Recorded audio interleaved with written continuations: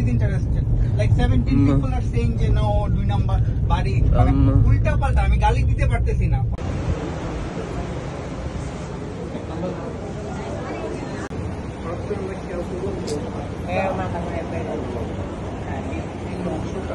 Life is so unpredictable, right? এই সকালেও workshop করে বেড়াচ্ছি, হেসে খেলে দৌড়ে বেড়াচ্ছি, মজা করছি ফ্রেন্ডদের সাথে, আর বিকেল হতে হতেই সব কিছু ওলটপালট হয়ে গেল। প্ল্যান ছিল ডিপার্টমেন্টে 3 দিন ব্যাপী থিয়েটার ফর থেরাপির যে ওয়ার্কশপ চলছিল সেটার একটা সুন্দর ব্লগ বানাবো, বাট কে জানতো যে এর সাথে খারাপ খারাপ মুহূর্তগুলো যুক্ত হবে।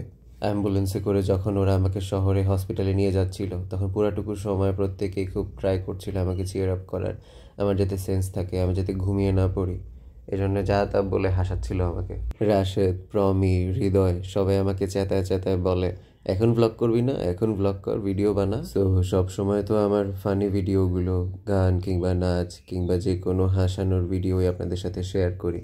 এবার না হয় আমার এই তিক্ত অভিজ্ঞতাগুলোর অংশীদার হলেন আপনারা। একটু বলে রাখি, আমি যেহেতু এখন গ্রামের বাড়িতে আছি, তো এই ব্যাকগ্রাউন্ড নয়েজ আর আমার ভাঙাচোরা ভয়েস দুটোকেই পারলে ইগনোর করেন কিংবা ক্ষমা সুন্দর দৃষ্টিতে দেখেন। আর এত পরিমাণে ব্যথা যে এক বিন্দু ঘুম আসে না ব্যথার কারণে, এদিকে শুয়ে শুয়ে আর ভালো লাগে না কিছু।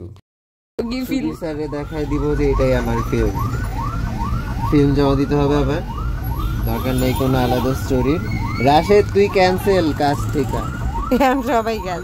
অ্যাকচুয়ালি রিক্সাটা যখন উল্টে আমার গায়ে পড়ে আমি বুঝতে পারিনি প্রথমে যে এই ধরনের কিছু হয়েছে। অ্যাকচুয়ালি উঠে দাঁড়ানোর পরে আমার মনে হলো যে আমার হাত আমার সাথে নাই, মানে হাতটা লিটারেলি ঝুলছে এবং আমি কোনো নিয়ন্ত্রণ পাচ্ছি না।